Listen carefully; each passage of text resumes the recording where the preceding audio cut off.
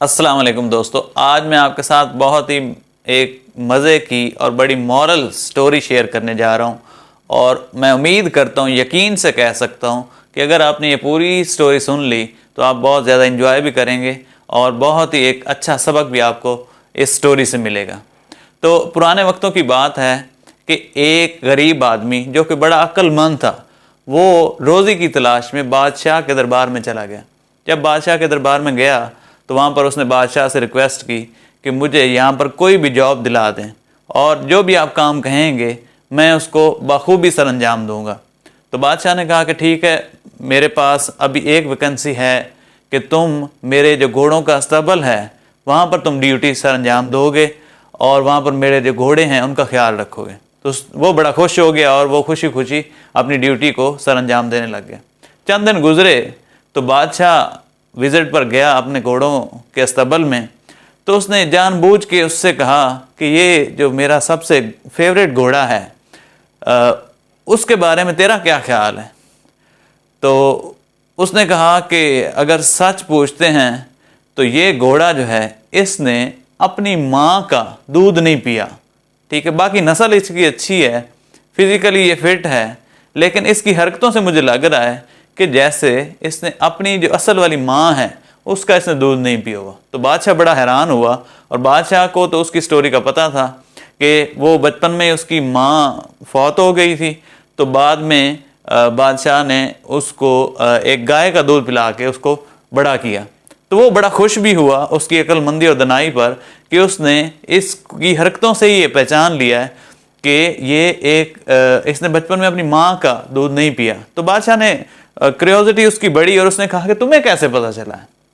तो उसने कहा कि मैं नोट करता था कि बाकी घोड़े जब भी घास खाते थे तो मुंह उठा के घास अंदर ले जाते थे, लेकिन ये वाला जो घोड़ा है ये हमेशा जब भी घास खाता है हमेशा नीचे सर झुका के और नीचे से ही खाता रहता है और बाकी घोड़ों की तरह ऊपर सर नहीं उठाता। तो बादशाह बड़ा खुश हुआ और उसने उसकी जो ड्यूटी है उसको चेंज कर दिया, उसको थोड़े अगले स्केल पर ले गया। उसने कहा कि आइंदा तुम मुझे बड़े काम के शख्स लगे हो और आइंदा तुम्हारी ड्यूटी जो है वो मलका के महल में होगी। तो वो बड़ा खुश हुआ, उसके इनाम कराम भी उसको बादशाह ने दिया कि उसको चंद भेड़ें दे दी सैकड़ों की तादाद में और उसको बकरियां दे दी और ऊँट दे दी इनाम की शक्ल में। तो वो बड़ा खुश हुआ और उसकी नेक्स्ट ड्यूटी जो है वो मलका के महल में वो करने लग गया। चंद दिन गुजरे तो बादशाह उससे मुलाकात के लिए गया। बादशाह ने उस अपने मुलाजिम से पूछा कि तुम्हारा मेरी मलका के बारे में क्या ख्याल है।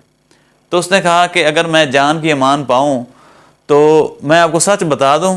तो बादशाह ने कहा कि हाँ बताना, तुमने सच ही है। तो उसने कहा कि ये जो तुम्हारी मलका है ये मुझे नहीं लगता कि किसी बादशाह की बेटी है। ठीक है, तो बादशाह के पांव तले ज़मीन निकल गई और बड़ा हैरान हुआ कि ये कैसे हो सकता है, ये तो फलां बादशाह की बेटी है और मेरा उधर वहाँ पर शादी हुई है और मुझे यकीन है कि उसी की ये बेटी है। तो वो बड़ा हैरान हुआ। उसने कहा कि अगर उसकी बेटी हुई तो मैं तेरा सर कलम कर दूंगा। तो बादशाह गया अपने सास के पास और उसने दस बस्ता होके पूछा कि मुझे सच बता दें कि ये जो मेरी बेगम है ये बेटी असल है किसकी।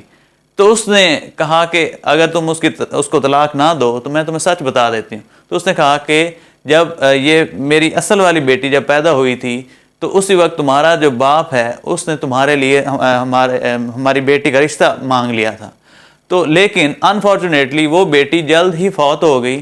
तो हमने अपना और तुम्हारे बाप का रिश्ता निभाने के लिए यानी तल्लुक़ कायम रखने के लिए तो मैंने अपनी मुलाजमा की एक बेटी को अडॉप्ट किया और उसकी परवरिश की और जब वो बड़ी हो गई तो उसकी शादी तेरे साथ करवा दी। तो वाकई ये हमारी अपनी ज़ाती बेटी नहीं है बल्कि हमने इसको अडॉप्ट किया हुआ है। तो बादशाह बड़ा हैरान भी हुआ और उसकी जो जहानत है उससे भी बड़ा खुश हुआ और उसको बड़े इनाम से नवाजा और ज़्यादा बकरियां दी और ज़्यादा भेड़ें दी और ज़्यादा गाय और ऊँट उसको इनाम की शक्ल में दे दिए। तो वो भी बड़ा खुश हुआ और बादशाह ने उसकी ड्यूटी जो है वो अब कहा कि तुम बड़े काम के आदमी हो, अब तुमने ड्यूटी मेरे साथ करनी है, तो मेरे साथ ही रहा करो। वो उसके साथ रहने लग गया बादशाह के साथ। और चंद दिन गुजरे तो बादशाह ने पूछा मुस्कुराते हुए कि तुम बताओ कि तुम्हारा मेरे बारे में क्या ख्याल है। तो उसने सर झुका लिया और कहा कि बादशाह सलामत, अगर मुझे जान की अमान मिल जाए تو پھر میں کچھ بولوں گا۔ تو اس نے کہا کہ جاؤ میں تمہیں کچھ نہیں کہوں گا لیکن تم نے بتانا مجھے سچ ہی ہے۔ تو اس نے کہا کہ سچ پوچھو تو تم بھی کسی بادشاہ کے بیٹے مجھے نہیں لگتے۔ تو اس کے پاؤں سے زمین نکل گئی اور بڑا حیران ہوا، بڑا غصہ بھی اس کو آیا، لیکن کیونکہ وہ وعدہ دے چکا تھا کہ میں تمہیں کچھ نہیں کہوں گا، تو وہ فوراً اپنی ماں کے پاس چلا گیا، ملکہ کے پاس، اور اس سے کہا دست بستہ ہو کے، ہاتھ باندھ کے کہ اے ماں آج مجھے تم نے سچ ہی بتا دینا۔ تو اس نے کہا، وہ بھی بڑی حیران ہوئی کہ آج تم نے کیا ایسی بات ہے تم نے پوچھنا۔ اس نے کہا کہ تم سچی سچی مجھے یہ بتا دو کہ کیا میں تمہارا بیٹا ہوں یا نہیں ہوں۔ تو ماں کو بھی پتہ لگ گیا اور ماں نے کہا کہ پھر آج تمہیں سچ بتا ہی دیتی ہوں کہ ہمارا جو اصل والا بیٹا تھا وہ بچپن میں ہی فوت ہو گیا تھا اور ہماری کوئی اور اولاد نہیں تھی، تو ہم نہیں چاہتے تھے کہ ہماری یہ جو سلطنت ہے کسی اور کے ہاتھوں میں چلی جاتی، تو ہم نے ایک چرواہے کے بیٹے کو اڈاپٹ کیا اور اسی کی پرورش ہم نے کی، اور وہی بیٹے تم ہی ہو۔ تو وہ اور زیادہ حیران ہوا اور اس کی جو ملازم تھا اس کی ذہانت پر خوش بھی ہوا۔ جب پھر اس کے پاس آیا تو اس نے کہا کہ تمہیں پتہ کیسے چل گیا کہ واقعہ ہی میں بادشاہ نہیں ہوں اور کسی اور کا بیٹا ہوں؟ تو اس نے کہا کہ تمہاری حرکتوں سے مجھے پتہ چل گیا تھا، جیسے تمہاری ملکہ جو ہے اس کی حرکتوں سے مجھے پتہ چلا تھا کہ اس کا بیہیویئر اچھا نہیں تھا، اس کی جتنی بھی نوکرانیاں تھیں یا اس کی جتنی بھی ملازمات تھیں ان کے ساتھ اس کا رویہ اچھا نہیں تھا۔ جو ملکہ اور بادشاہ ہوتے ہیں ان کا رویہ بہت زیادہ اچھا ہوتا ہے، اور تمہارا میں نے اس طرح جج کیا ہے کہ جب بھی بادشاہ خوش ہوتے ہیں تو وہ جب انعام دیتے ہیں تو ہیرے جواہرات سونا چاندی دیتے ہیں، لیکن تم جب بھی انعام دیتے تھے تم مجھے بیڑیں بکریاں گائے اونٹ دیتے تھے۔ تو اس سے میں نے اندازہ کر لیا کہ تم ضرور کسی چرواہے کے بیٹے ہو، بادشاہ کے بیٹے نہیں ہو۔